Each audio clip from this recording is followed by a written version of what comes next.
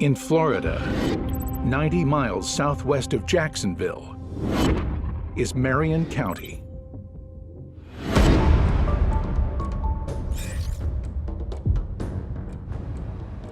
It's early morning, and Sheriff's Deputy Ferguson patrols the lonely country roads.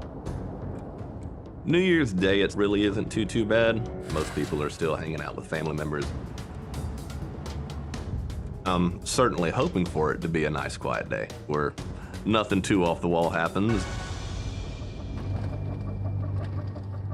Deputy Ferguson spots a vehicle being driven by a man wanted on charges of arson. The call taker described his vehicle as a red Camaro with black racing stripes on it and Tennessee tags. 6214, I'm at 1050 about the 2800 block. We were informed that his name was Jesse Kropp. With somebody with an arson charge, the danger is very high to the general public. Who knows what they're capable of? I've never had any dealings with Mr. Kropp before. I don't know if he's armed. I don't know if he has violent tendencies towards law enforcement. Once I'd made the decision that I was gonna attempt a traffic stop, I activated my lights. 6214, he just flipped me off through the window. Increasing speed's at 75. I've been on quite a few car chases. I've never had one flip me off. I found myself chuckling at it. That was a new one. We had a crime that warranted a chase. If he wants to run, we're gonna chase him. We're 1031, Artman, go ahead and get your stop sticks out. I radioed Deputy Artman, get ready, he's coming to you. I was the only deputy in the area who could have set up stop sticks. Stop sticks are used to immobilize a vehicle. If they are successfully deployed and the tires are deflated via the spikes. I bet everything on this stop stick deployment of it working and hoping that it does.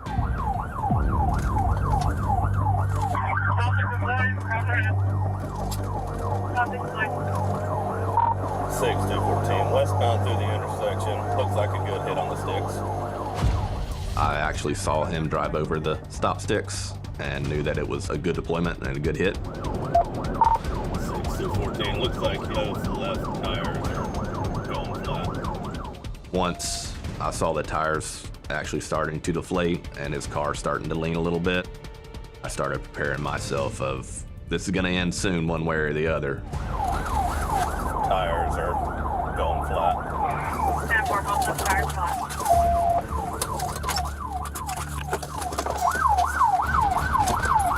Show me your hand! Get on the fucking ground now! I saw what I thought was a long gun.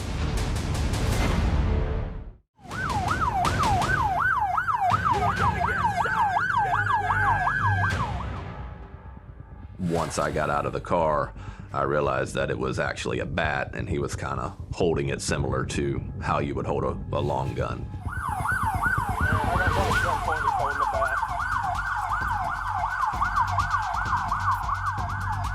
Where are you gonna go? Where are you gonna go? Put the bat down! Put the bat down! Put it down!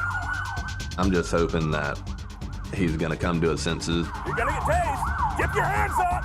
Get your fucking hands up! Corporal Artman arrives seconds later. My first thought is, how are we going to get him into custody safely without any harm falling him, falling us? He's got a knife! He's got a knife! When Mr. Kropp pulled out a machete, as well as the bat, he began making threats with that as well. Artman, go less lethal. Stop! Stop! Put the knife down! Drop the knife! Put the knife down! Drop the knife! Artman, go less lethal. Deputy Ferguson had lethal cover, so now I switched to non-lethal, which is our taser. You can't just run up and tackle the guy because he's got the baseball bat, and a machete. You are gonna get tased or shot. Put it down. Not working.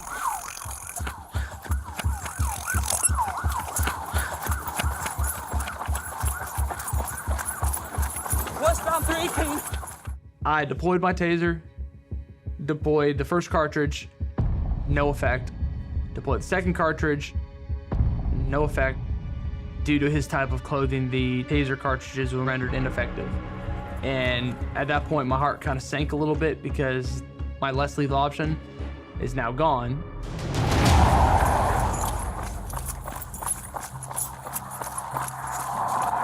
Stop right now. He wouldn't stop in a vehicle. He won't stop on foot, and he's armed. What is he going to do next? Just want to talk to you, my man. You know you're gonna get dog bit or hurt real bad. 10-4, he's just walking away from us, refusing to cooperate, holding a knife and a large machete. It's not starting to sprint.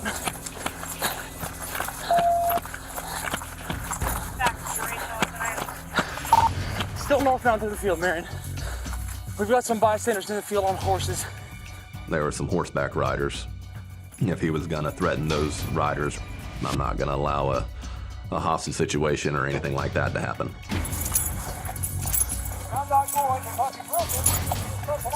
I'm not trying to send you to prison, but you're gonna have to talk to me. I was talking with him while we were going across the field. He was a bit upset, definitely agitated, was not remorseful anyway, but he just kept saying that he wasn't going back to prison. We'd have to shoot him, things along those lines. But it's hard to tell somebody's state of mind. During a foot pursuit, the suspect has all the advantage in the world. You know, he's not wearing 35, 40 pounds of gear extra. That's 10-4. Look like he's heading back westbound or southbound towards 318. Lost visual. When somebody goes into a wooded area, the concern is now you gotta go in and get him.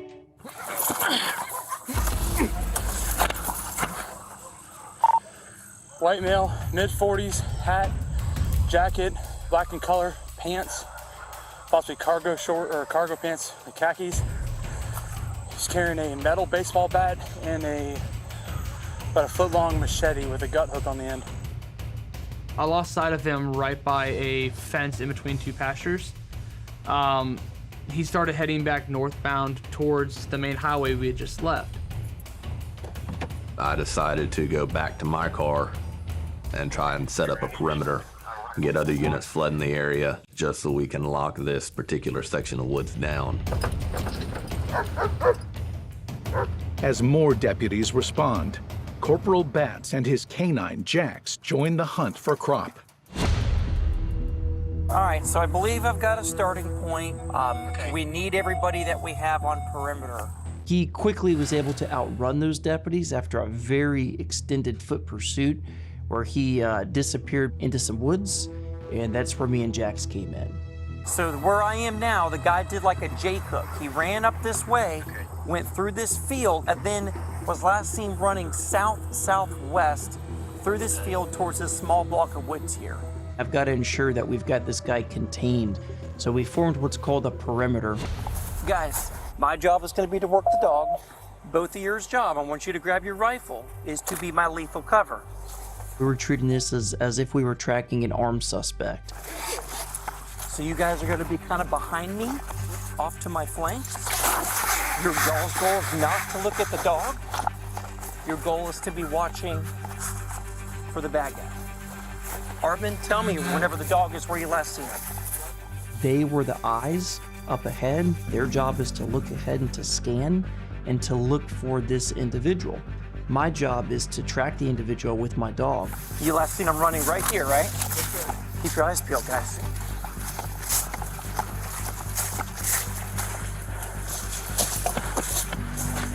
Hey, Kilo?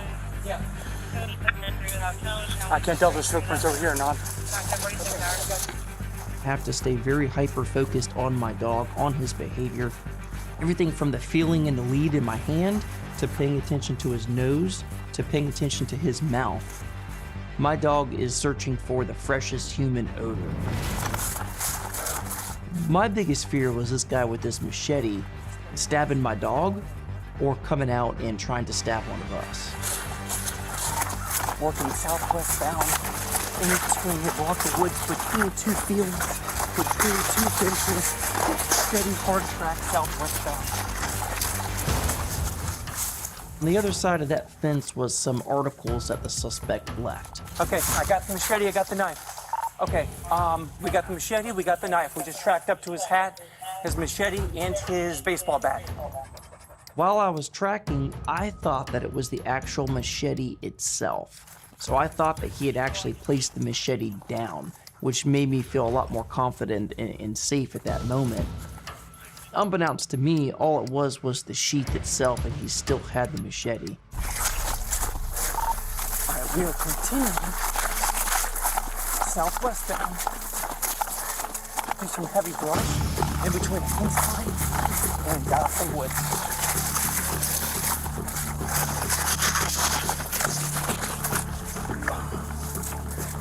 It is very frustrating. There's no visual sign of the guy. You know, where in the world did he go? But then, Canine Jax picks up on something. Come on, here. Hold on a second. Show me your hands now! Hands up! Hands up! Hands up! Down! Show me your hands! Come down! My heart just jumped like crazy. I look about 10 feet up and there's just a face poking out in between the branches of the tree. Let us see your hands and come down! Now! Do it now! We're not gonna hurt you. It's over. We want you to come down. Hey, Kilo, he still has a machete in his hand. As soon as we got up close to that tree, Jax took me right up to the tree.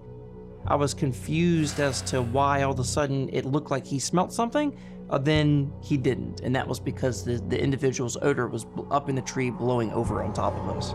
Can you talk to me? Tell me what's going on? What are you upset over? Can you pull your hoodie back so I can see your face? We can talk for a second? My hoodie's not even on. You've got to pay attention to the person's demeanor and make sure that you're not elevating them and hope that you're de-escalating them. Fergie, can you see him? Right here. Look where the oak tree is. Palm tree to the right, Jim. Come on down, bro. You're good. Come on down. Let me see both them hands when you come down, okay? Everything's gonna be okay. No, he's going up. Hey, bro. No, you're not going higher in the tree. Come on down. At this point in time, he had climbed about 25 feet up inside that tree. We have to be careful that in our taking of the suspect into custody, we don't injure him.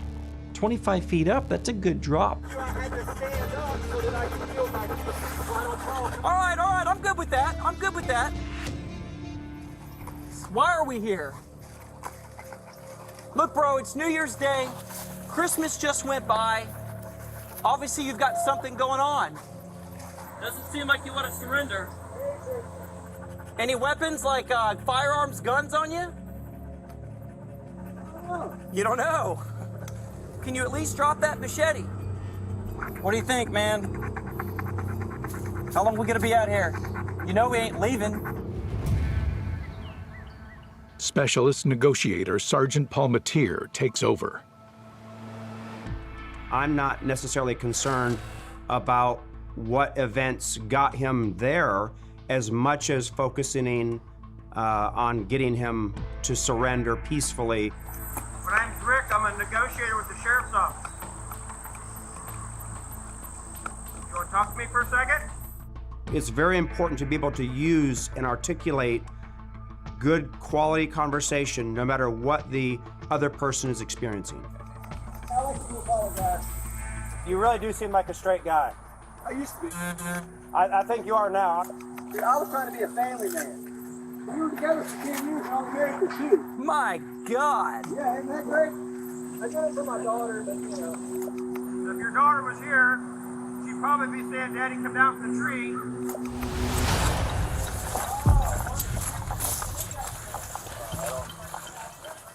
More than 6 hours later, Kropp is still refusing to cooperate.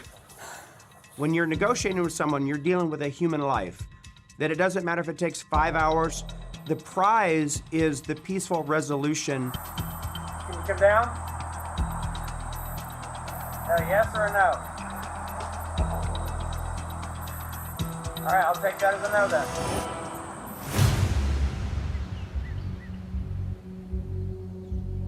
So going from daytime into nighttime, now you've got a change in the elements.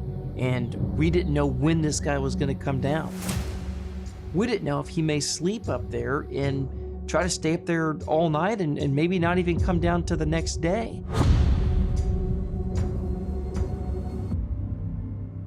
But finally, after 10 hours of negotiation, Kropp decides to surrender. 2 more steps and the ladder's gonna have a double rung right there. I think what ultimately got him down from the tree was our focus on him as a father doing the right thing. And I think over the hours and hours and hours of negotiating with him, we were able to sink into his head that whether he made a mistake or not that day, he's still a father. You're fine. Nobody's gonna hurt you. They're just gonna place you in handcuffs, okay? Thank you, Jesse. Thank you, Jesse. So I believe that was the turning point, was definitely as just doing the right thing because you're a good dad.